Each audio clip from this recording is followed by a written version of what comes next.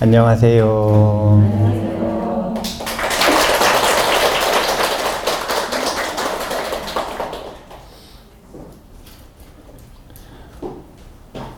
오늘은 7월 13일 서울 붓다스쿨에서 금강경 법회에 함께 하도록 하겠습니다. 금강경 6조 9결 가지고 공부하고 있는데요. 오늘은 열이실견분 제5 공부할 차례거든요. 지난 시간에 무슨 공부를 했냐면 묘행무주분을 공부했어요. 근데 그 묘행무주분에서는 금강경에서 말하는 사띠수행이라고 하는 것은 어떤 방식으로 교육이 되고 있는가라고 하는 것을 허공관을 바탕으로 해서 설명을 해드렸습니다. 이번 시간에는 금강경이 반야부 경전의 대표격이잖아요.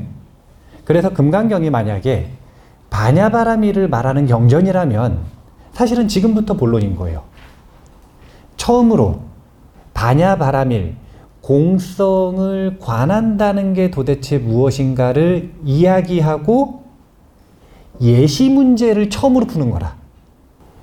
예제를 이제부터 계속 돌아가면서 풀 건데요. 주제를 바꿔가면서 풀 건데 처음으로 푸는 게 신성모독이에요. 부처님의 신체는 실제하는가, 즉 부처님은 실제하는가, 이것을 1번 예시 문제로 푸는 거거든요. 이건 굉장히 이상한 일이에요. 좀 몸풀기로 쉬운 것부터 하다가 마지막에 가장 강렬한 집착이 있는 종교적인 근본을 건드려야 되는데 금강경은 거꾸로 해요. 가장 신심 있는 불자들이 강렬한 집착을 가지고 있는 법집, 부처님에 대한 상을 가장 먼저 깨트립니다. 그래서 오늘 열이실견분 제5 이런 내용으로 시작이 될 것이다 라는 개요를 이야기를 해드리고요.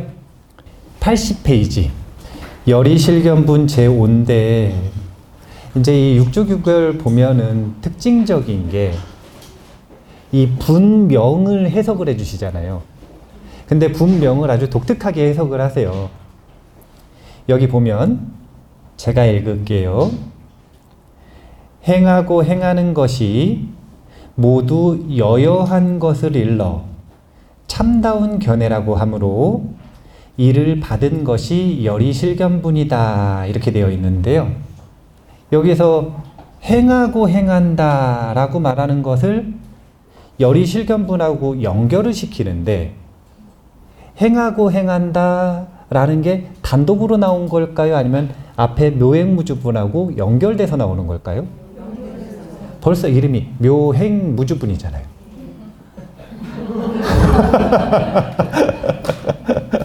물론 단독으로 해석하셔도 상관없어요. 앞에 있는 묘행무주분하고 연결을 해서 생각을 해보자면 대승정종분을 할 때부터 반복해서 지금 이야기하고 있는 중요한 핵심 개념으로 꼽아서 설명을 하는 게 전념청정, 후념청정이죠. 그 전념청정, 후념청정이 이루어지면 보살이라고 한다는 거예요. 그래서 그걸 어떻게 할 거냐라는 걸 물어봤을 때 묘행무주분을 이야기한 거라. 머무름 없는 정진을 할 때 전념이 청정하고 후념이 청정해 줄 수 있다라는 걸 이야기하고 실습 방법까지 얘기했어요. 실습 방법까지. 그렇게 해서 여기서 행하고 행하는데 첫 번째 행이 있고 행하고 행하는데 이것이 여여하다면 이라고 표현을 했죠. 이것이 여여하다면 그러면 우리가 지금까지 이어왔던 걸 그대로 가지고 오면 자, 행하고 행한다. 전념이 후념으로 여여함이 상속된다면 이런 의미겠죠. 예, 전념이 후념으로 청정함이 상속된다면 그러면 이러한 견해를 일러 여기서 실견이라고 했는데 이걸 참다운견이라고 했네요. 실견이 이루어진다라고 이야기했는데 여기는 앞에 묘행무주분을 받는다 그랬으니까 이 무주의 힘으로 청정을 이어나가는 것을 실다운 견해가 일어났다라고 이야기한다면 이것이 무상의 지혜가 이루어진다라고 이야기를 하면서 열의실견분이 시작이 되는 거예요. 열의실견분에서 이 무상에 대한 이야기를 얘기할 거란 말이에요. 이게 무상반야라고 표현합니다. 묶어서. 그러면 금강반야 바라밀경이 앞에 부분까지는 어떤 내용이 된 거냐면 반야부 경전이라고 할 때 저는 개인적으로는 반야계 경전이라고 하지 않고 뭐라고 표현하는 걸 좋아하냐면 보살승운동의 교과서다라고 표현하는 걸 좋아하잖아요. 그럼 보살승운동의 교과서일 때는 앞부분도 다 본론이에요. 왜냐면 앞부분에서 다 보리심을 얘기하니까요. 그런데 반야부 경전이라고 이야기를 한다면 본론은 여기부터인 거예요. 그러면 왜 반야부 경전 밑에 앞부분에서 무주를 먼저 얘기하고 이 법회인유분부터 대승 정종분까지 말을 했느냐? 준비하는 거예요. 이 무상 반야를 배우기 위한 준비를 하는 겁니다. 흥미로운 거는 무주를 먼저 얘기했다는 거예요. 이유는 다른 게 없고요. 먼저 마음이 고요해질 때 관법을 수행하기가 적절한 조건을 갖추는 것이 되기 때문에 앞부분에서 무주를 이야기하고 그 다음에 본론에 해당되는 반야관을 이제부터 말하는 것이다. 이렇게 생각하시면 됩니다. 본문을 제가 읽어볼게요. 수보리야, 너의 뜻은 어떠냐? 신상으로서 열애를 볼 수 있느냐? 아닙니다, 세존이시여. 신상으로서 열애를 볼 수 없습니다. 신상이라고 하는 것을 주제로 가지고 온 겁니다. 열애의 육신을 제일 먼저 가지고 왔어요. 열애의 육신이 지금 시대에 와서는 왜 이게 메인 주제가 되느냐? 부처님 당시에는 부처님의 모습을, 신상을 조각을 하는 게 허용이 되어 있었을까요? 허용이 안 되어 있었을까요? 허용이 안 돼 있었어요. 부처님을 대신할 수 있는 상징물은 겨우겨우 허락해 주신 게 뭐냐면 보리수라. 그러니까 부처님 당시에는 보리수도 왜 허락을 해주신 거냐면 처음에는 인도 전역에 사찰이 없었어요. 그런데 나중에 국왕들하고 장자들이 부처님한테 공부를 그래 배우니까 국왕들하고 장자들은 보시를 할 때 먹는 걸 보시해요? 아니면은 옷을 보시해요? 약을 보시해요? 거주처를 보시해요? 예. 근데 그 중에서도 본인의 스케일에 맞으려면 반드시 뭘 보시해야지 체면이 서는 거냐면 거주처를 보시를 해야 되는 거예요. 그러니까 본인이 가지고 있는 산, 본인이 가지고 있는 땅에다가 자꾸 절을 짓는 거라. 이제 어려움이 생기는 거예요. 뭐가 어려움이 생기냐면 우리가 서울에 붓다스쿨만 만들어도 힘들었는데 진주에 또 붓다선원을 만들었더니 너무 힘들어. 근데 사찰이 10개, 100개가 넘어간다고 생각해 보세요. 그러면 부처님을 뵐 수가 없는 거예요. 절이 하나일 때는 거기 가면 항상 부처님이 계셨는데 주로 그게 어디였냐면 제따와나였어요. 제따와나에 가면 항상 부처님이 웬만하면 계셨는데 이제 부처님이 잘 안 계시니까 사람들이 부처님이 너무 그리워. 그래서 부처님 안 계실 때도 부처님 계신 듯 와서 뭔가 부처님 계신 것을 칭견하고 가듯이 뭔가 상징물을 좀 만들었으면 좋겠다라고 안 한 존자가 자비로우니까. 부처님한테 건의를 해서 부처님께서 허락을 해주신 게 뭐냐면 보리수예요. 그래서 제단 앞에는 보리수가 심어져 있었다고 합니다. 그러면 그 보리수를 친견하고 가면 부처님을 친견한 것과 똑같다라고 하는 상징물이 된 거예요. 그러니까 이때까지는 부처님의 육신을 뭐 그리거나 아니면 형상으로 만들거나 이런 문화가 없어요. 그거 인도 사람들 문화 아니에요. 그거 누구 문화냐면 서양 사람들 문화예요. 서양 사람들 문화가 인도로 들어오면서 이 미술 체계가 조각상을 만들어낸 거예요. 근데 지금에 와서는 우리는 다 불상을 만들잖아요. 그러니까 쉽게 얘기하면 이건 뭐냐면 신상으로서 열애를 볼 수 있느냐? 이건 무슨 뜻이냐면 불상에 부처님이 계시냐? 불상은 부처님이냐? 이 질문부터 더 본질적인 철학적인 질문으로 이어지는 계열의 주제라고 보시면 되는 거예요. 모습, 불상, 형상에는 부처님이 계시는가? 자, 불상은 부처님인가요? 아닌가요? 아니, 전통적으로 생각해 보세요. 부처님 모셔놨는데 거기 부처님이 없다 그러면 돼요? 안 돼요? 안 되죠. 세상에 그런 신성 모독이 어디 있어요. 근데 불교는 여기서부터 시작하는 거라는 거예요. 불상에는 부처님이 안 계세요. 불상은 부처님이 머무시는 곳이 아니에요. 뭐냐면 매개체이자 상징이에요.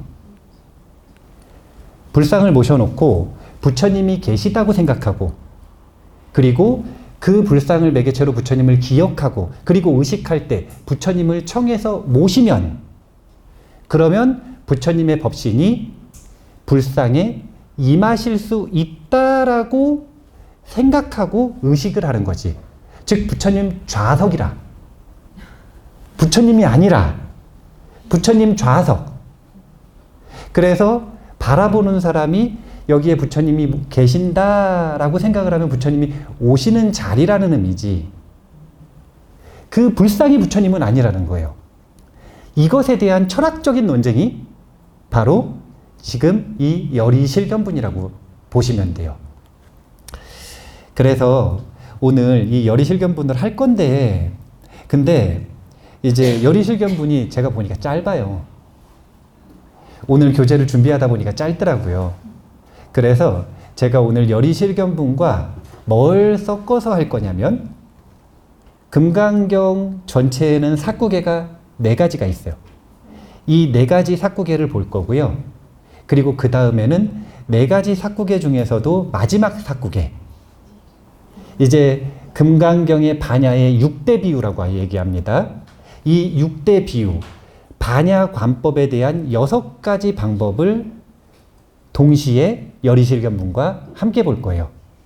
오늘 32분에서도 가장 중요한 삭구계를 봄으로써 32분의 계략적인 내용도 함께 보는 것이다. 이렇게 수업의 흐름을 생각하시면 됩니다.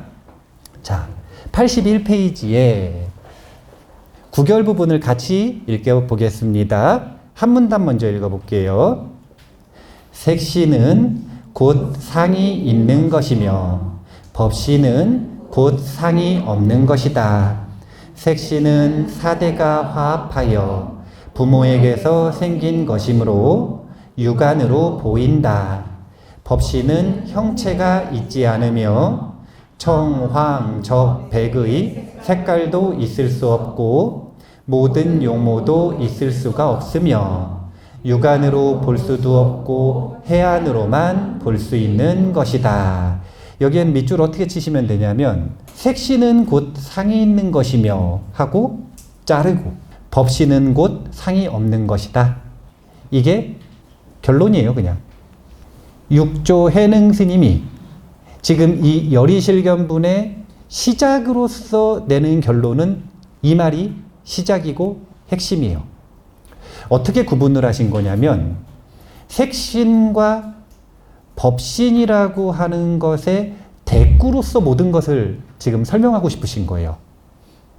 색신이라고 하는 것과 법신이라고 하는 것을 어떻게 구분을 하고 있냐면 색신 대 법신인데 색신이라고 하는 거는 몸이에요, 마음이에요? 몸이죠. 육체. 법신이라고 하는 건 육체예요, 정신이에요? 정신. 이런 논의는 사회에서도 있고 철학계에서도 있고 항상 있는 논의입니다. 부처님 당시에도 당연히 있는 논의예요. 이거는 어쩔 수가 없어요. 왜냐면은 육체가 중요한가 정신이 중요한가라고 하는 논의는 있을 수밖에 없는 게 철학에는 3대 주제가 있다고 얘기하지 않습니까? 3가지 질문. 첫 번째가 뭐냐면 나란 무엇인가? 두 번째가 뭐냐면 세상이란 무엇인가? 세 번째가 무엇이냐면 나와 세상의 관계는 무엇인가? 이것을 철학의 3대 주제라고 하는데 부처님도 똑같은 질문을 받으셨어요. 나란 무엇인가? 라는 질문. 거기에 대해서 부처님께서는 항상 먼저 뭘 얘기를 하시냐면 세상 사람들은 나를 이렇게 말하더라 라고 그때 당시에 사상을 가져오셨어요. 그게 뭐냐면 색, 수상행식, 색, 수상행식의 화합을 사람들은 나라고 하더라. 이렇게 얘기하신 거예요. 색, 수상행식의 화합물을 사람들은 나라고 하더라. 여기까지는 부처님의 의견이 아니에요. 부처님께서 챗 GPT처럼 사람들의 의견을 정리해 주신 거라. 깔끔하게 정리해 주신 거예요. 범조하셔가지고 깔끔하게 정리를 해 주셨어요. 사람들은 색, 수상행식의 화합을 나라고 하더라. 그런데 부처님 본인의 의견은 뭐냐면 거기에는 실체가 없다. 그래서 이걸 오온, 무아 이렇게 표현한 거예요. 그러니까 오온무아라는 말은 원래는 오온을 사람들은 나라고 하더라. 그런데 이것은 실체가 없다라고 하는 이 서술어를 붙여가지고 그냥 오온무아 이렇게 표현을 한 거예요. 이게 부처님께서 나란 무엇인가에 대해서 말씀하신 답변입니다. 그런데 여기에 보면은 오온이 있잖아요. 색이라고 하는 게 뭐냐면 육체, 수상행식이라는 게 뭐냐면 정신이라. 그러면 벌써 딱 봐도 생각해 보세요. 의견이 분분할 수밖에 없어. 색, 수상행식. 그러면은 뭐가 더 중요한 거예요? 의견이 벌써 둘로 나뉘잖아요. 왜냐하면 봐보세요. 자, 색은 하나로 말했고 수상행식은 넷으로 말했어요. 그럼 뭐가 더 중요한 거예요? 수상행식이 더 중요한 거죠. 그런데 색이 먼저 나왔어요? 수상행식이 먼저 나왔어요? 그러니까 어떤 기준으로 보느냐에 따라 벌써 해석이 분분해요. 먼저 나왔으니까 색이 더 중요한 거 아니냐. 아니다. 수상행식 자세하게 말하지 않았느냐. 수상행식이 더 중요한 거다. 근데 이것은 비단 불교계만의 의문이 아니라 모든 철학 그리고 모든 사회에서 가지고 있는 가치관의 대립인 거예요. 육체가 더 중요한가? 정신이 더 중요한가? 여기 계시는 분들은 육체가 더 중요하세요? 정신이 더 중요하세요? 네? 뭐라고요? 아니, 둘 다 그런 게 어디 있어요? 아니, 내 보기 둘 다 안 좋잖아요. 육체가 더 중요한가요? 정신이 더 중요한가요? 이게 엄청 중요한 질문이요. 이게 뭐냐면은 자기 자신의 가치관을 점검해 보는 것이기도 하고 만들어 나가는 것이기도 하고. 자, 점검한다는 건 무슨 뜻이냐면은 MBTI에 보니까 도달미와 추굴미가 있더라고요. MBTI에 자기가 되고 싶은 건 추구미라고 하고 현재 자신의 MBTI 성향은 도달미라고 하더라고요. 그러니까 예를 들면은 저는 외향적인 사람 같으세요? 내성적인 사람 같으세요? 그러면은 저는 항상 이제 I가 아니라 E라고 얘기를 한단 말이에요. 이런 건 추구미. 도달미는 I. 실제는. 그런데 대부분의 사람들은 사실은 도달비가 뭐냐면 육체가 더 중요해요. 근데 조금 의식을 가지고 공부하고 자신의 가치관을 바꿔보고 싶은 사람들은 정신을 추구하죠. 그렇기 때문에 철학과 종교계는 여기보다는 이쪽으로 치우칠 수밖에 없는 거예요. 현재의 문제가 없으면 종교가 필요 없죠. 현재 가지고 있는 가치관이 문제를 발생시키니까 그걸 해결하고자 마루 종자 써서 가장 높은 가르침이라고 해서 정신을 추구하는 종교와 철학이 나오는 거 아닙니까? 그러니까 대부분의 사람들이 이 육체를 더 중요시 여기는 세계관을 가지고 있었단 말이에요. 그런데 둘 중에서 무엇이 더 본질인가를 지금 논하는 철학적인 의문들이 쌓이고 축적돼서 제1번으로 나온 거예요, 지금. 왜 도대체 부처님에 대해서 1번으로 논하고 그 다음 부처님 중에서도 부처님 깨달음을 뒤에 논하고 부처님 육신을 먼저 논하느냐? 이것은 다른 게 아니라 육체와 정신 간의 이 대립되는 경쟁 구도, 이것을 1번 소재로 가지고 왔다고 보시면 돼요. 스스로 생각하시기에 나는 진리를 추구하는 사람인지 아니면은 물질 만능주의, 외모 지상주의 즉 육체를 섬기는 삶을 살아가는 사람인지, 이런 부분들을, 이런 소재들을 볼 때마다 반복해서 자기를 점검해 볼 필요가 있어요. 여기 보면 한마디로 딱 정리를 하시기를, 색시는 곧 상이 있는 것이며 법시는 곧 상이 없는 것이다 라고 이야기를 해서, 일단 어떻게 한 거냐면요, 색신을 그냥 물질로 놓고요, 법신을 비물질로 놓은 겁니다. 그래서 지금 여기 보면 질문이 뭐였냐면, 수보리야 너의 뜻은 어떠냐? 신상으로서, 색신으로서, 물질로서 열애를 볼 수 있느냐라고 물은 거예요. 여기에 대해서 아닙니다 세존이시여, 신상으로서 열애를 볼 수 없습니다 라고 답변을 했어요. 그래서 두 번으로 나눠서 설명을 하는 겁니다. 답변이 좀 이상하지 않나요? 신상으로서는 물질로서라고 그랬잖아요. 그러면 물질로서 열애를 볼 수 없습니다 라고 하는 말은 이중이잖아요, 지금. 일단은 물질은 볼 수 있어요, 없어요? 있죠. 근데 거기서는 열애를 볼 수가 없다는 것이다. 그러니까 물질을 볼 수는 있지만 그 물질이 열애는 아니다라고 하는 이중구조라는 거예요. 그래서 지금 문단을 둘로 나눠서 설명을 하고 있는 겁니다. 첫 번째는 어떻게 배대한 거냐면, 색시는 물질, 법시는 비물질로 배대를 해서 물질은 볼 수 있고 비물질은 볼 수 없다. 이걸 먼저 이야기했어요. 자, 두 번째 문단 읽어보겠습니다. 범부는 다만 색신열애만 볼 뿐 법신열애는 보지 못한다.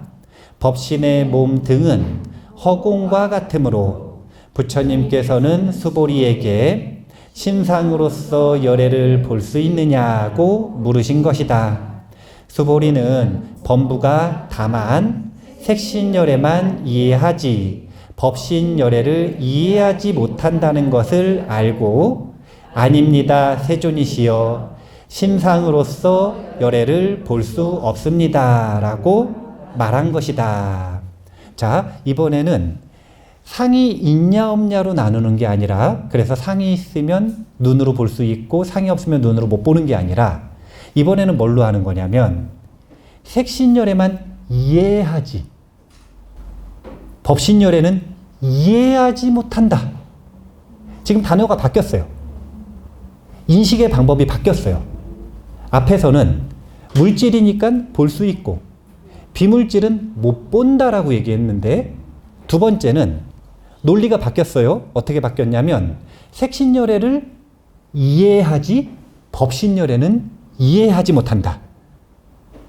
보는 것과 이해하는 것은 똑같은 감각기관을 쓰는 거예요? 다른 감각기관을 쓰는 거예요? 다른 감각기관을 쓰는 거죠. 그러니까 이번에는 어떻게 되는 거냐면은, 자, 처음에는 색신과 법신이 있는데 이거를 물질과 비물질로 먼저 했어요. 그리고 뭐라고 이야기를 하는 거냐면, 이번에는 보이느냐 보이지 않느냐의 물질로서 논하는 게 아니라 개념으로 논하고 있어요. 개념을 이해한다, 개념을 이해하지 못한다. 자, 그러니까 이제는 안근의 대상으로서의 물질을 정신의 대상으로서의 개념으로 끌고 온 겁니다. 일단은 중생은 육안과 해안 중에 무엇을 가지고 있냐면 육안을 가지고 있어요.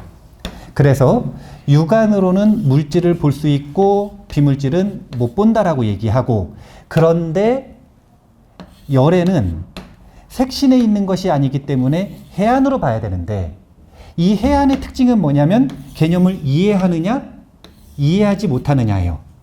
그래서 열애가 색신, 신상에 없는 이유에 대해서 이야기를 하실 때 볼 수 있지만 이해하지 못한다?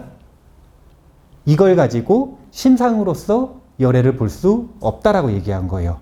자, 그렇다면 그때 당시에 이 물질의 특징을 뭐라고 이야기한 거냐면 30 이상 80종호로 표현을 한 거예요. 이 30 이상 80종호는 다른 게 아니라 그때 당시 사람들의 선호도를 반영한 관상이라고 보시면 돼요. 중국에 관상이 있었듯이 인도에도 관상이 있었다라는 거예요. 그래서 그 상을 볼 때 성인들은 이러한 위대한 특징을 가지고 있다라고 모습을 보여주는 게 30 이상 80종호였어요. 요것과 부처님의 법신은 부처님의 정신 중에서도 어떤 면을 나타내는 거냐면 부처님의 깨달음을 얘기하는 거예요. 그러니까 부처님만의 깨달음은 두 가지가 있다 그랬죠? 특징적인 게 하나가 일체지고 다른 하나가 대연민삼매입니다. 이 외에도 18불공법이 있는데 18가지 불공법이 있는데 그 중에서 항상 대표적으로 두 가지를 손에 꼽는다면 일체지와 대연민삼매가 있는데, 요 깨달음이 중요한가 30 이상 80종호를 갖추는 게 중요한가 라고 하는 것에 대한 논쟁이자, 이거는 볼 수 있지만 이것은 중생이 이해할 수 없다라고 하는 관점으로 지금 설명을 하고 있으세요. 그래서 색신과 법신 중에 당연히 종교계는 법신에 가치를 더 두고 있고, 근데 왜 여기에 이것까지 뒀냐면, 그럼에도 불구하고 색신과 법신을 둘이 아니라고 하는 관점을 뒤에서 함께 얘기하기 때문에 그래요. 하지만 기본적으로는 색신보다는 법신을 더 중요시 여기는 그런 가치관이 있다. 두 가지로 구분을 해서 하나는 물질이냐 비물질이냐, 개념을 이해할 수 있느냐 개념을 이해할 수 없느냐라고 하는 관점으로 이 답변에 대한 해석을 하고 계시는데, 이 부분은 좀 고쳐서 이해를 하시면 좋아요. 여기 맨 밑에 보면 세존이시여 신상으로서 열애를 볼 수 없습니다 라고 이야기를 했는데, 여기에 본문에는 없지만 가로치고 의역을 하면 어떤 열애를 볼 수 없다라고 얘기하는 거냐면 색신의 열애를 볼 수 없다는 거예요? 법신의 열애를 볼 수 없다는 거예요? 그렇죠. 그러니까 거기다가 가로치고 법신의 열애를 볼 수 없습니다 라고 답변을 적어 놓으시면 헷갈리지 않을 수가 있다. 82페이지에 원문인데요. 한 줄이니까 같이 읽어볼게요. 무슨 까닭이냐 하면 열애께서 설하신 심상은 심상이 아닙니다. 자, 이건 무슨 말인가요? 앞에 신상과 뒤에 신상이 각각 뭘 얘기하는 거죠? 그러면 열애께서 설하신 신상은 앞에 신상이 색신이에요? 뒤에 신상이 색신이에요? 앞에가 법신이어야 되는 거 아닌가요? 문장 구조상? 그러니까 그 밑에다가 여래께서 설하신 법신은 색신이 아닙니다. 지금 이 앞부분에 있는 논리 구조를 가지고 해석할 땐 이렇게 해석해야 되는 거예요. 금강경은 해석을 다양하게 할 수 있어요. 어떻게 할 수 있냐면 이따가 보면은 일체유의법 여몽 환포 영이라고 하는 그림자 영자가 들어가잖아요. 그림자로 보는 걸 여영관이라고 할 수 있단 말이에요. 그러면 왜 그림자로 보느냐? 우리는 지금 여기 보고 계신가요? 그럼 요 장면이 있겠네요? 그러면 지금 여기 앞에 있는 이 장면을 보고 계세요? 아니면 자기 마음의 상분을 보고 계세요? 하도 맨날 오셔서 들으시는 분들은 모든 경험이 상분일 뿐이라고 하는 것에 대해서 이제는 귀에 딱지가 앉아야 되는데 이 그림자는 상분이 그림자라고 이야기를 하는 거예요. 상분이 비치고 있는 원본이 있어요. 원본. 이거를 칸트 선생님은 물자체라 그랬어요. 그 사물의 자체가 있고 그 사물을 비춰서 보는 그림자로서의 상분이 있어요. 우리는 이 물자체를 인식할 수 있는 방법이 없어요. 그러니까 여기 있는 칠판을 실제로 인식하는 법을 모르는 거예요, 지금. 인간 인식의 특징이 그러니까. 그럼 어떻게 보느냐? 이 칠판을 비춰서 자신의 마음에 보이는 모습으로 칠판을 보도록 되어 있어요. 그걸 상분이라 그래요. 그러면 이 상분은 모든 경험인데 이 모든 경험을 일체유의법이라 그러는 거예요. 그래서 이 일체유의법이 상분에 불과하다라고 하는 걸 기본적으로 놓고 볼 때, 자, 두 가지로 바냐바라미를 설명하는 방법이 있다는 거예요. 하나는 뭐냐면 물 자체가 실제하는가 실제하지 않는가라는 걸 논하는 방법이 있어요. 저는 다른 철학적인 정의하고 같은지는 모르겠어요. 저는 이걸 뭐라 그러냐면 존재론이라 그래요. 존재론적인 관점에서 물 자체 그것이 실제하는가 실제하지 않는가를 논하는 것. 이렇게 금강경을 해석할 수가 있고요.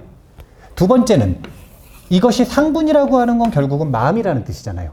그러면 인식론적인 관점에서 자신이 인식한 경험이 실제인가 아닌가 이걸 논하는 금강경의 두 번째 해석이 있어요. 존재론이 더 중요해요? 인식론이 더 중요해요? 근데 왜 두 번째로 얘기했어요? 그러니까 순서는 의미가 없다는 거예요. 인식론적인 관점에서 보면 사실은 이렇게 해석하는 게 아닌 거예요. 인식론적인 관점에서 보면 색신이냐 법신이냐라고 하는 것은 사실은 중요한 게 아니라 색신이든 법신이든 둘 다 상분이거든요. 우리는 요 색신과 법신을 있는 그대로 인식하지 못한다 그랬잖아요. 그렇기 때문에 뭘 인식을 하든 결론은 자신의 상분으로 보고 있어요. 그러니까 자 봐보세요. 이걸 봐도 저걸 봐도 저걸 봐도 요 사람을 봐도 저 사람을 봐도 어디를 봐도 전부 다 대상들을 보고 있음으로써 상분이 생기잖아요.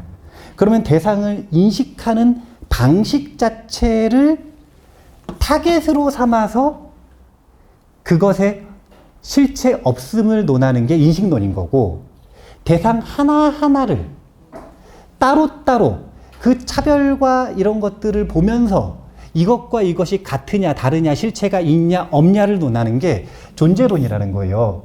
지금 굳이 이 둘 중에서 육조 스님께서 활용하신 논리는 뭘 가지고 지금 이야기를 하는 거냐면 존재론 가지고 지금 이야기를 하시는 거라는 거예요.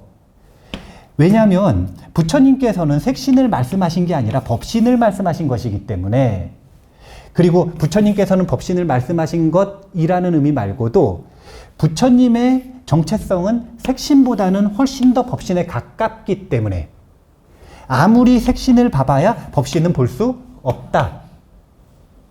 이게 존재론적인 해석이라는 거예요.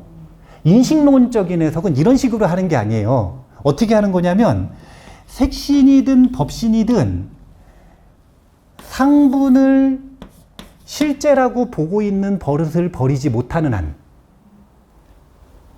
자기가 법신을 본다고 아무리 우겨도, 이게 중요하다고 아무리 우겨도 자신은 인식 자체가 잘못되어 있기 때문에 이 하나의 인식을 제대로 변화시키지 못하면 만 가지를 잘못 본다라고 이야기를 하는 게 인식론이에요. 그래서 인식론적인 해석은 금강경의 해석이 정말 짧아요.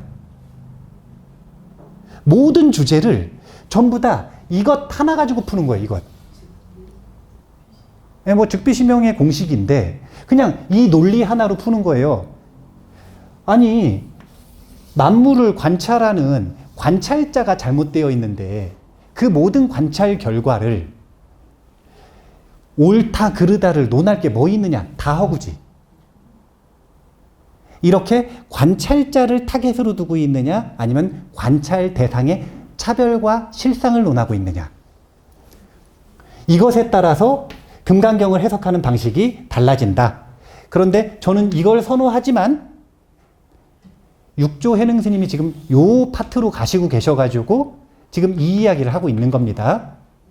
요 논리를 계속 따라갈 거예요, 지금.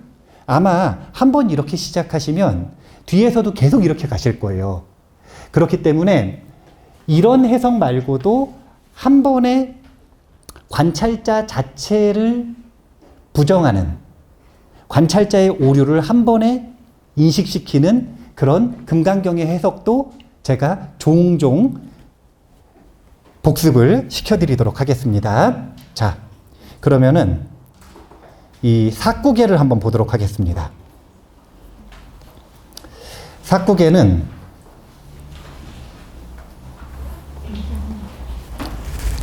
네 가지가 있는데, 일단 금강경 사구계 외우고 있는 거 있으세요? 아니, 지금 외우라는 게 아니라 외우고 있는 게 있으세요?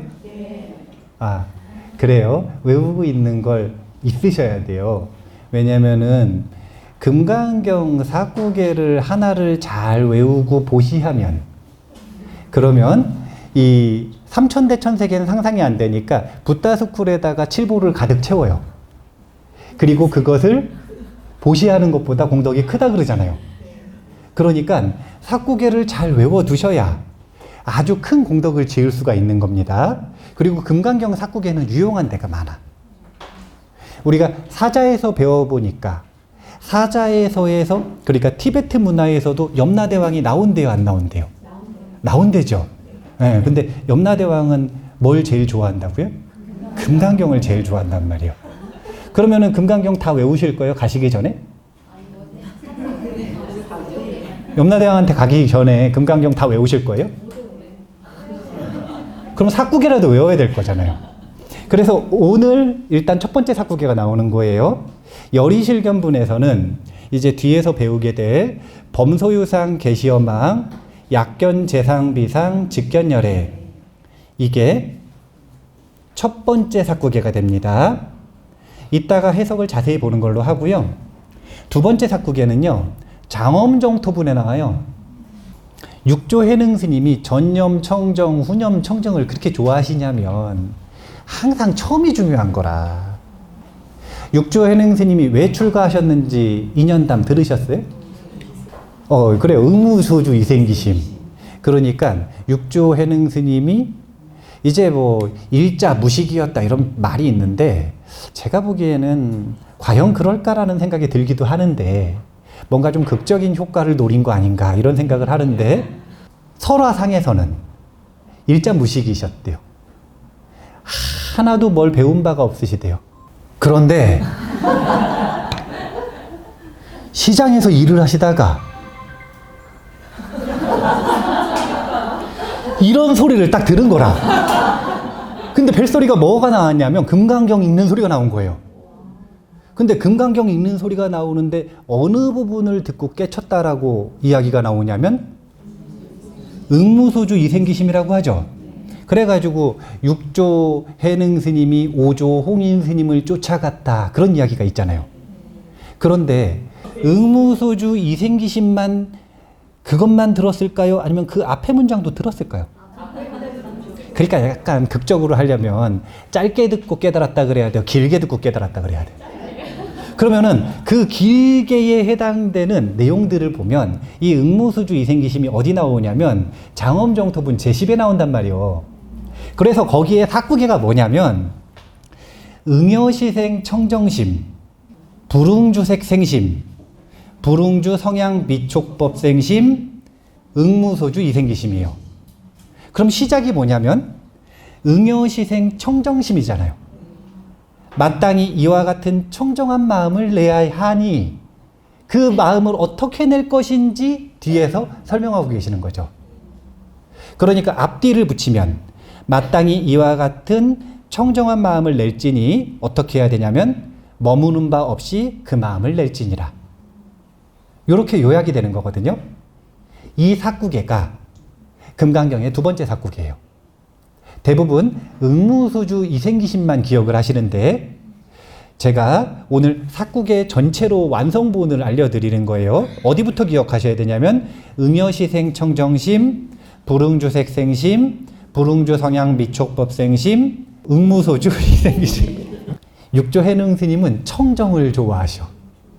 청정심을 참 좋아하십니다. 또 어떤 사구계가 있냐면 이번에는 법신비상분 제26에 있어요.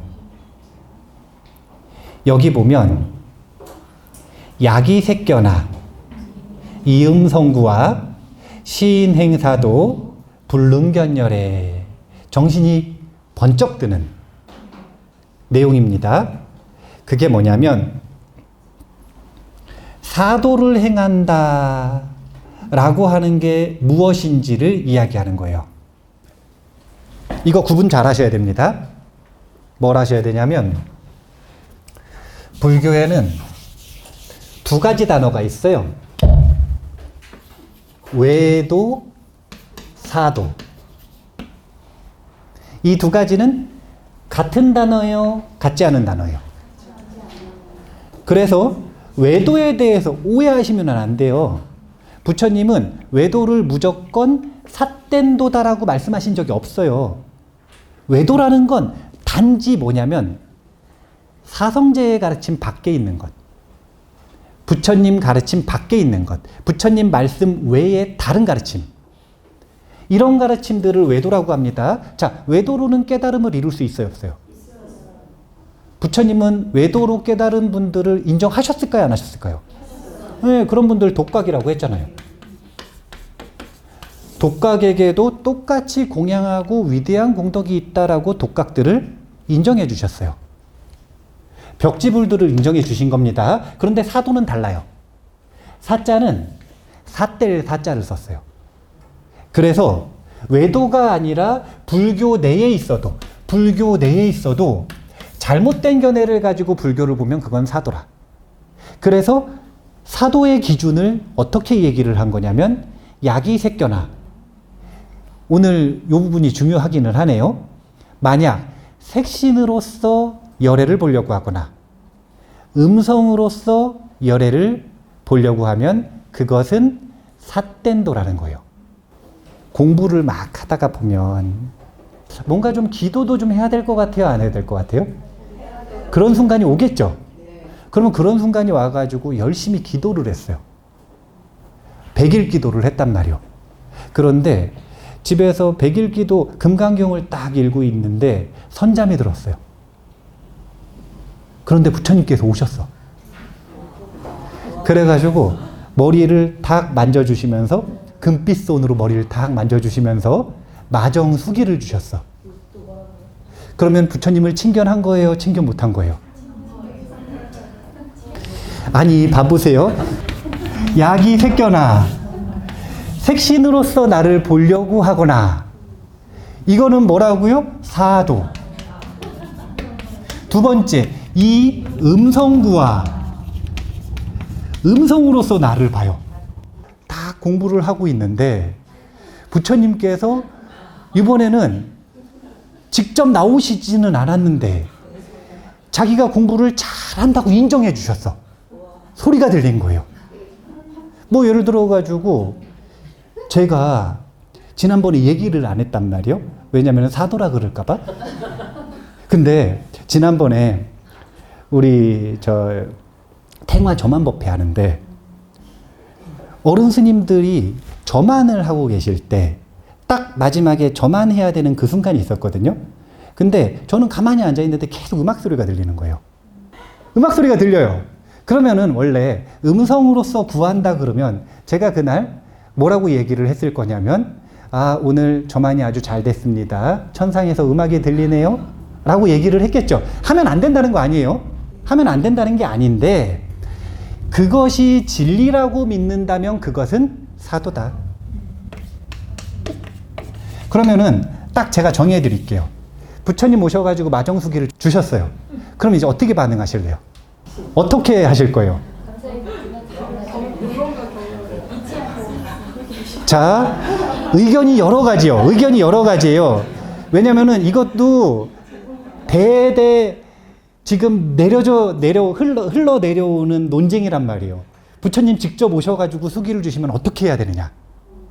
일단 첫 번째는 감사하고 기쁘고 나는 깨달았다라고 생각하고 나는 인정받았다라고 생각하는 파. 근데 선사들은 다 뭐라 그러시냐면 부처님을 만나면 부처님을 죽이라 그러죠.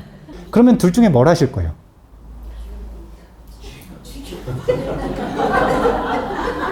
이게 뭐냐면 바로 여환관이에요. 여환관. 마지막 32번째 분의 응화비진 분의 사구계가 뭐냐면 일체유의법, 여몽환포영, 여로역, 여전, 응장여시관. 그래서 6가지 비유입니다. 하나하나를 떼어서 보면 첫 번째가 여몽관. 꿈과 같이 보는 것. 꿈으로 보는 것. 두 번째가 여환관. 환상으로 보는 것. 세 번째가 여포관. 물거품으로 보는 것. 네 번째가 여영관. 그림자로 보는 것. 다섯 번째가 여로관. 이슬로 보는 것. 그리고 마지막이 여전관. 번개처럼 보는 것. 근데 그 중에서 여환관. 이것을 적용해야 돼요. 일단은 부처님 오셨어요. 그럼 부처님 실제요? 아니면 거기에는 실체가 없어요? 이걸 기억할 수 있으면 베스트. 이걸 기억할 수 있으면 베스트. 하지만 어차피 환상이 왔는데 좋은 환상이 왔을 땐 기분 좋을 수 있어요, 없어요? 내가 수행 좀 했나 보네 이런 생각할 수 있어요, 없어요? 있죠. 왜냐면은 왜 왔냐면 님 있다가 뜬 거잖아요.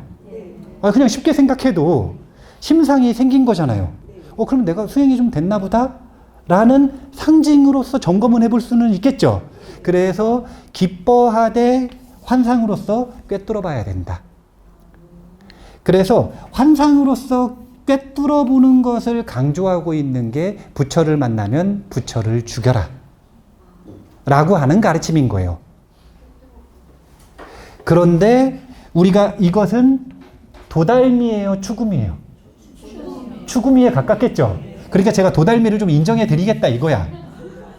부처님 오셔서 마정수기 주시면 기쁜 것 이것은 도달미니까, 자연스럽게 기쁜 것 그건 도달미니까 그것을 즐기되 잊지 말고 환영임을 기억해야 한다. 이렇게 사국의 4가지를 소개만 했어요. 이 중에서 다음 시간에 이 마지막 6대 비유를 자세하게 열의실경분 남은 부분과 함께 공부를 해볼 겁니다.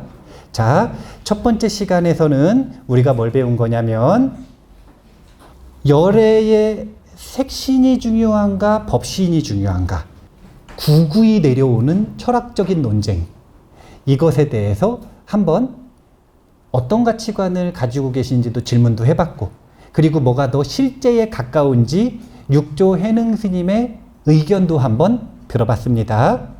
어쩔 수 없어요. 불교계는 색신보다는 정신이 훨씬 더 귀하다라고 하는 입장이니까요. 그 입장을 다음 시간에 추가적으로 한 번 더 공부해 보도록 하겠습니다. 감사합니다.